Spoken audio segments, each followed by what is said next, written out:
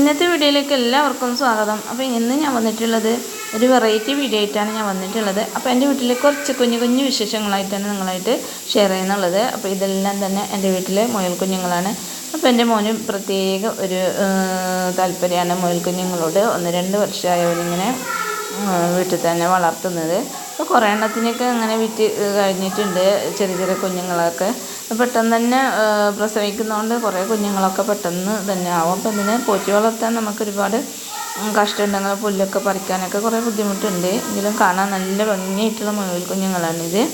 അപ്പോൾ ഏതായാലും ഇവർക്ക് ഒന്നിൻ്റെ ടേസ്റ്റ് അറിയണമെന്ന് വിചാരിച്ചിട്ട് ഇങ്ങനെ. അപ്പോൾ പ്രസവിച്ച ഉടനെ തന്നെയാണ് ഇത് കാണുന്നുള്ളത്. അപ്പോൾ ഇത് ഭയങ്കര ചോര കുഞ്ഞുങ്ങളാണ്. കാണുമ്പോൾ തന്നെ എന്തോ പോലെയാവും. കുറച്ച് ദിവസം കഴിയുമ്പോൾ നല്ല രോമമൊക്കെ വന്നിട്ട് നല്ല രസമാണ് കാണാൻ. അപ്പോൾ ഏതായാലും നമ്മൾ പോറ്റി വളർത്തിയതുകൊണ്ട് തന്നെ നമുക്ക് അറക്കാനൊക്കെ ഭയങ്കര ബുദ്ധിമുട്ടായിരിക്കും, ഭയങ്കര സങ്കടമായിരിക്കും. എങ്കിലും അവനൊരു മനസ്സിൽ ഭയങ്കര സങ്കടം ഉണ്ടെങ്കിലും ഒന്ന് കഴിച്ച് നോക്കാമെന്ന് വിചാരിച്ചിട്ട് കൊണ്ടുപോയതാണ് ബിരിയാണി വെച്ചിട്ട്. ഇതുവരെ നമ്മൾ മുയലിൻ്റെ ഇറച്ചി കറിയൊന്നും വെച്ചിട്ടുണ്ടായിരുന്നില്ല, ഫസ്റ്റ് ടൈമാണിത്. അപ്പോൾ കാണുമ്പോൾ കൊണ്ടുപോകാനൊക്കെ കുറേ ബുദ്ധിമുട്ടായെങ്കിൽ പാവം തോന്നിയെങ്കിലും പിന്നെ നമ്മൾ ഉണ്ടാക്കി കഴിഞ്ഞിട്ടാകുമ്പോൾ അവർക്ക് നല്ല ടേസ്റ്റ് ഉണ്ടായിരുന്നു എന്ന് പറഞ്ഞിട്ടുണ്ടായിരുന്നു. പിന്നെ ഇവരെ കാണുമ്പോൾ നമുക്ക് അങ്ങനെ ചെയ്യാൻ തോന്നില്ല, അത്ര നല്ല രസമാണ് കാണാനൊക്കെ. പിന്നെ നിങ്ങൾ ആദ്യമായിട്ട് എൻ്റെ വീഡിയോ കാണുന്നുണ്ടെങ്കിൽ ഒന്ന് സബ്സ്ക്രൈബ് ചെയ്ത് സപ്പോർട്ട് ചെയ്യണേ. അപ്പോൾ ബിരിയാണിയൊക്കെ നല്ല അടിപൊളിയായിട്ട് തന്നെ റെഡിയായി കിട്ടിയിട്ടുണ്ട് നമുക്ക്. അപ്പോൾ അതിന് വേണ്ട സാധനങ്ങൾ എന്തൊക്കെ നോക്കാം നമുക്ക്. അപ്പോൾ ഞാൻ കുറച്ച് പച്ചമുളക്, ഇഞ്ചി, വെളുത്തുള്ളി, സവാള, തക്കാളിയൊക്കെ റെഡിയാക്കി എടുത്തിട്ടുണ്ട്.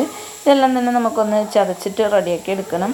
ശേഷം നമ്മൾ ചിക്കൻ ബിരിയാണി വെക്കുന്ന അതേ രീതിയിൽ തന്നെയാണ് ഞാൻ ഉണ്ടാക്കിയെടുക്കുന്നത്. അപ്പോൾ നമ്മൾ മുയലിൻ്റെ ഇറച്ചി എന്ന് പറയുമ്പോൾ നല്ല വേവുള്ള സാധനമാണ്, പെട്ടെന്നൊന്നും വെന്തിട്ടില്ല. നമ്മൾ കുക്കറിലിട്ടിട്ട് തന്നെ ഒരു 5-8 വിസിൽ അടുപ്പിച്ചതിന് ശേഷം അത് വെന്തിട്ടുള്ളൂ.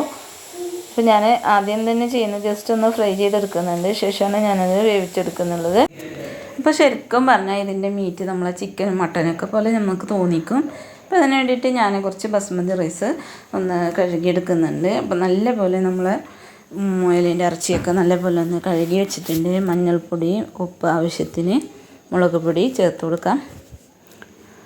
അപ്പോൾ ആദ്യമായിട്ട് ഞാൻ ഇത് ഉണ്ടാക്കുന്നതുകൊണ്ട് തന്നെ ഇതിൻ്റെ കാര്യങ്ങളൊക്കെ അങ്ങനെ അറിയാത്തതുകൊണ്ട് തന്നെ ഞാൻ ചിക്കനൊക്കെ പൊരിച്ചെടുക്കുന്ന പോലെ ഒന്ന് ജസ്റ്റ് ഫ്രൈ ചെയ്തതിന് ശേഷം കുക്കറിലിട്ട് വേവിച്ചെടുക്കുന്നത്. അപ്പോൾ നമ്മൾ മുയലിൻ്റെ ഇറച്ചിക്ക് നല്ല വേവുള്ളതുകൊണ്ട് തന്നെ നമ്മൾ കുക്കർ ഉപയോഗിക്കുന്നത് നല്ലതാണ്.